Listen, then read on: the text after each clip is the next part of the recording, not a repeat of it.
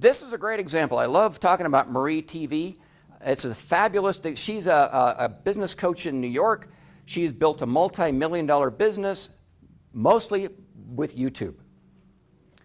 And if you have a moment, go to YouTube, look up MarieTV, marieforleo.com. She has a video blog there. Now, if you notice, she does some wonderful things right, and I want you to do these things. She has these custom thumbnail pictures that, look, they have the title right in the picture. I love that. So you can see right away what that I don't have to squint to see it. It's right there, right in front of me. Next one, please. All right. Now, this is the description. This is where the keywords go. This is where all our homework we did earlier. This is where it ends up. All right. Now, this is what the area we would call above the fold. To see more, you got to click Show More. But here you want to do two things. There's a link right there. It's hard to see, but there's a link to your website.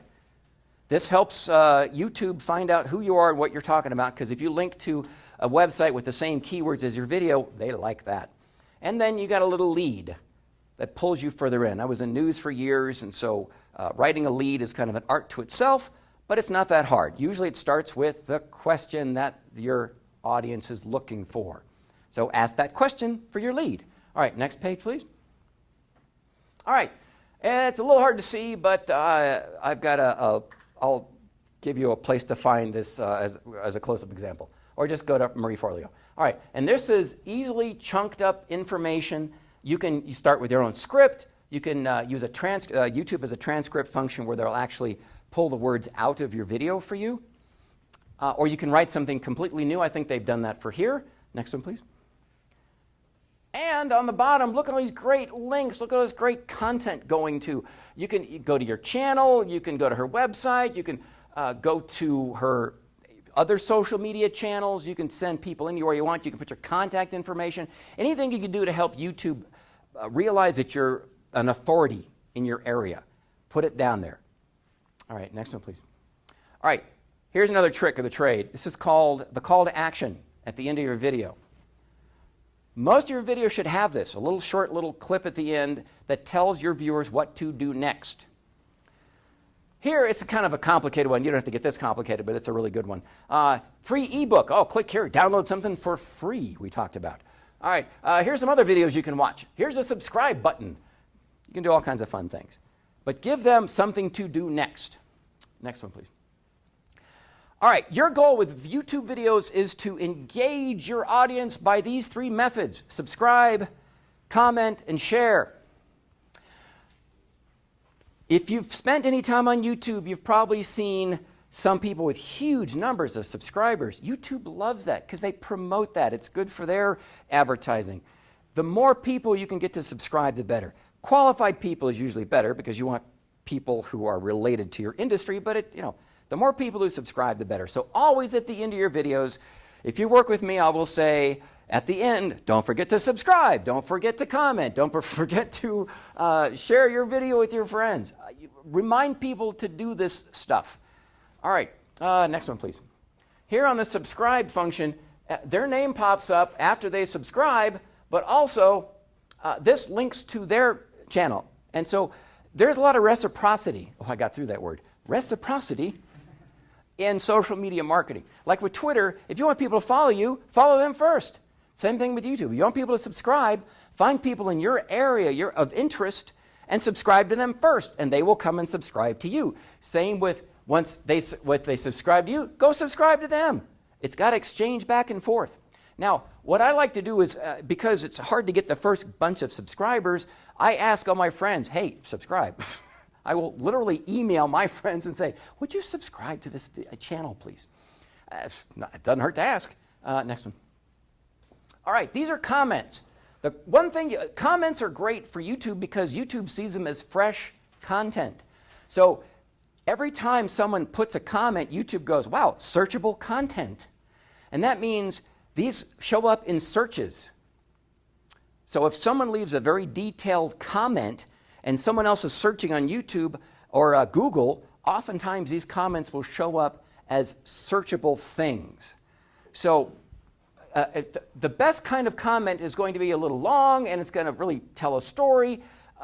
These aren't so good. Hey, great tips. Thanks, Marie. Well, you're going to get that. But a longer comment that actually has more information will be more helpful to you. So what I like to do is game the system. With all videos, it's a little hard to get the first bunch of comments, so I will write my own comments and send them out to my friends and ask them to leave them on YouTube. You don't want to do it on your computer because YouTube knows you're trying to game through the system. They won't like that. They'll knock you down. So send them out to your friends. Say, hey, could you put these comments on there? Because it's a lot easier for someone to go, okay, click, copy, paste, done, rather than have to actually sit. Because if you ask someone to say, hey, leave a comment, they're just going to go, great video. They won't even watch it. All right, sharing. This is the thunderjet power of YouTube. It's the share function. Now, we all know what these first couple of shares are. Well, we have Facebook and Twitter and Google+. Ooh, what's this one? Who knows that? Oh, who are you? From where? All right. Anybody else know what this is, Blogger? Only one person knows. Okay. Blogger is, of course, a free blogging service. Guess who owns Blogger? Yes.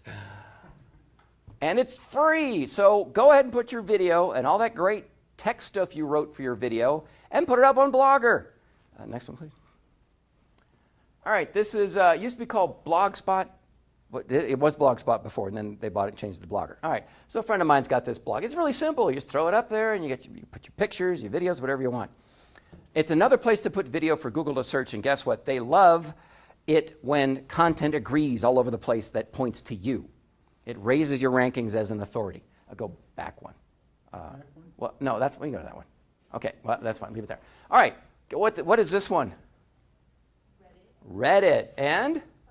Tumblr. I don't know what that is, some Russian thing. StumbleUpon. All right, and dig. All right, so let's I'm kind of screwing these up, so go down. Next one. Next one. All right, my favorite author, John Green. He's hanging out on Tumblr. Anybody put their blogs on Tumblr besides Aubrey? Anybody? It's free, use it! Okay, take your videos and write a little short description and go to Tumblr, make an account and put it on there. Tumblr is an aggregator for blogs. So it's going to find other blogs for you in your interest area and other people will find you the same way. It's a social blog medium. It's fantastic. John Green uses it, you should use it. Again, free. All right. Okay, we'll go to here, that's fine. StumbleUpon is a news aggregator. There are thousands of specialty publications on the internet. It used to be magazines, print, but now they're mostly online. All those journalists need to find information from somewhere. Even the major news networks, ABC, NBC, New York Times, when they're researching an article, they don't go on Google, okay? They're going to start with the news aggregators first. StumbleUpon is one of the first places any journalist goes to find information about a topic. And if you put your video and your text on StumbleUpon, the chances are good that a journalist looking for something in that area may come to you for a source for a story they're working on. And it wouldn't hurt, I don't think, to have your business mentioned in the New York Times online. I'm just going to put it out there. And it's free. Use it.